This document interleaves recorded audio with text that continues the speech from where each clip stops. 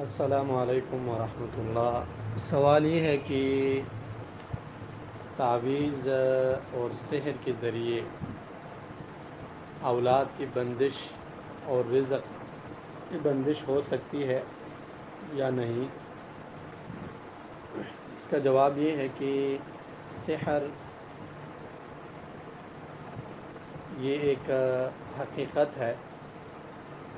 سلیمان علیہ السلام کے زمانے سے یہ چیز چلی آ رہی ہے اور اس میں اثر بھی ہے، لیکن اس کا اثر اللہ تعالیٰ کے اذن سے ہوتا ہے، اللہ کے اذن کے بنا نہیں۔ اور اس کا اثر انسان کے بدن پہ، انسان کے مال اور اولاد پہ ہو سکتا ہے۔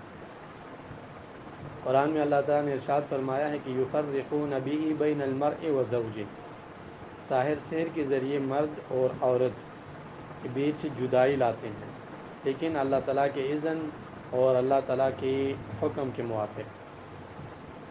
پھر سحر جو ہے وہ شادی پہ بھی اثر کر سکتا ہے، یعنی کہ سحر کی وجہ سے شادی لیٹ ہو سکتی ہے، اور اولاد بھی بند ہو سکتے ہیں سحر کے ذریعے، اور رزق اور کاروبار پہ بھی اثر پڑ سکتا ہے۔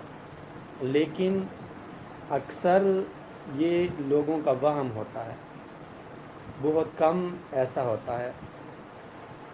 اور دلیل اس پر کہ سحر اولاد پہ اثر انداز ہو سکتے ہیں، یہ روایت ہے بخاری کی 5152 اور مسلم میں ہے 2146۔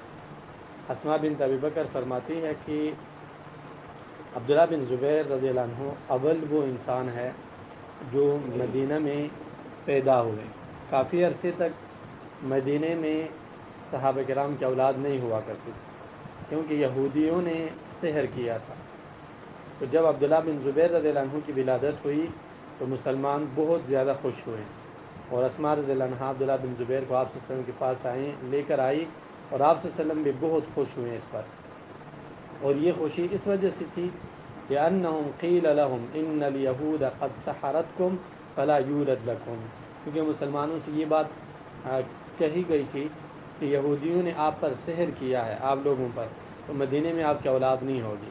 اور کافی عرصے تک نہیں ہوتی رہی، لیکن پھر اللہ تعالیٰ نے مسلمانوں کو اولاد دینا شروع کیا۔ تو اسی طرح سحر کا اثر انسان کے رزق پہ بھی ہو سکتا ہے، انسان کے جسم پہ بھی ہو سکتا ہے، لیکن شرعی علاج موجود ہے، انسان کو شرعی علاج استعمال کرنا چاہیے، واللہ اعلم۔